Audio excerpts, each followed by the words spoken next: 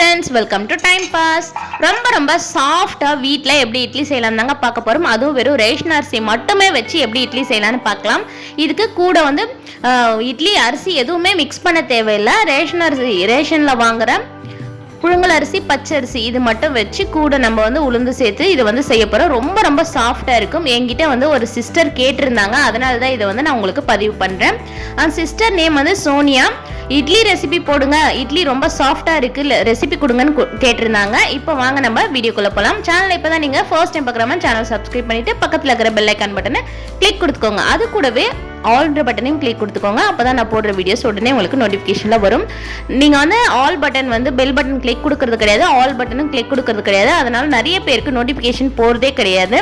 அதனால் மறக்காமல் ஆல்ன்ற பட்டனையும் கிளிக் கொடுத்துக்கோங்க. இப்போ நம்ம வீடியோக்குள்ளே போகலாம்.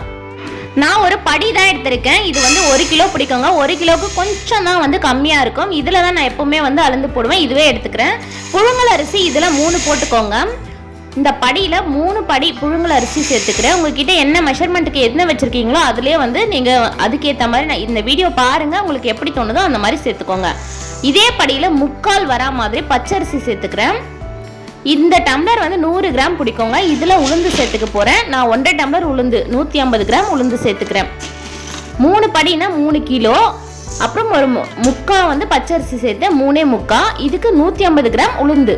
இந்த மெஷர்மெண்ட்டை நீங்கள் சேர்த்துக்கோங்க. 1 டேபிள் ஸ்பூன் வெந்தயம். முக்கியமாக வெந்தயம் சேர்க்கணும், அப்போ தான் இட்லி நல்லா சாஃப்டாக வரும். இப்போ இது ஃபுல்லாக வந்து தண்ணி ஊற்றிக்கோங்க. நல்லா 2 மணி நேரம் ஊறணுங்க. 2 மணி நேரம் ஊறினா போதும். உங்கள் அர்ஜென்ட்டு எமர்ஜென்சிக்கு நீங்கள் வந்து அரைக்கிறீங்கன்னா கூட அந்த 2 மணி நேரத்துக்கு குறைவாக இருந்தால் உங்களுக்கு இட்லி சரியாக வராது. நல்லா 2 மணி நேரம் ஊறணும். அரிசியை நல்லா கழுவி எடுக்கணும். 4-5 முறையாச்சும் ரேஷன் அரிசியை நீங்கள் கழுவி எடுத்தால் தான் கலர் வந்து உங்களுக்கு நல்ல வெள்ளையாக சாஃப்டாக இட்லி கிடைக்கும். ரொம்ப அதில் மண்ணெல்லாம் அதிகமாக இருக்கிறதுனால க்ளீன் பண்ணிவிட்டு நீங்கள் வந்து ஊற வச்சுக்கோங்க. இப்போ வந்து அரைச்சி எடுத்துகிட்டு வந்தாச்சு. அதிலிருந்து கொஞ்சமாக எடுத்து நான் வந்து கலக்கிட்டு உங்களுக்கு இட்லி ஊற்றி காட்டுறேன். புளிக்கவும் மாவு வந்து ரொம்ப புளிக்கவும் வச்சிடக்கூடாது. நைட்டெல்லாம் நீங்கள் வந்து வச்சுட்டு காலையில் வந்து வேலையோடு எடுத்து ஃப்ரிட்ஜில் மாற்றி வச்சிடணும் வேறு பாத்திரத்துக்கு. இப்போ வந்து நம்ம இட்லி செஞ்சுட்டோம். எப்படி இருக்குன்னு பார்க்கலாமாங்க.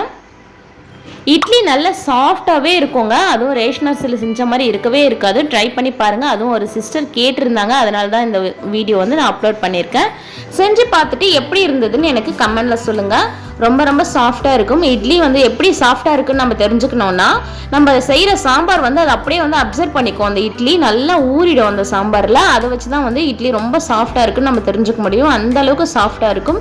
செஞ்சு பார்த்துட்டு எப்படி இருந்ததுன்னு கமெண்ட்டில் சொல்லுங்கள். சேனல் இப்போ தான் ஃபர்ஸ்ட் டைம் பார்க்குற மாதிரி சேனலை சப்ஸ்கிரைப் பண்ணிவிடுங்க.